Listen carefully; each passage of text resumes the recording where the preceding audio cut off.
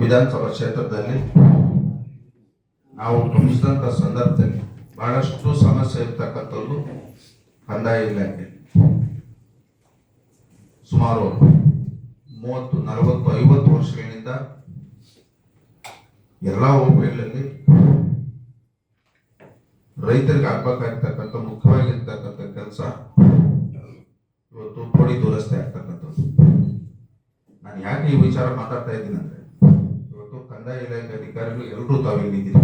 ತಹಸೀಲ್ದಾರ್ ಇರ್ಬೋದು, ADL ಇರ್ಬೋದು, RI ಇರ್ಬೋದು, VL ಇರ್ಬೋದು, ಎಲ್ಲರೂ ತಾವಿಲ್ಲಿದ್ದೀರಿ. ಇವತ್ತು ಸರ್ಕಾರ ಒಂದು ಉತ್ತಮ ಕೆಲಸ ಇವತ್ತು ಇಡೀ ರಾಜ್ಯದಲ್ಲಿ ಪೋಡಿ ಮುಕ್ತ ಮಾಡಬೇಕು ಅನ್ನೋಂಥದ್ದನ್ನ ಇವತ್ತು ಕಾರ್ಯಕ್ರಮವನ್ನು ಹಮ್ಮಿಕೊಂಡಿದೆ.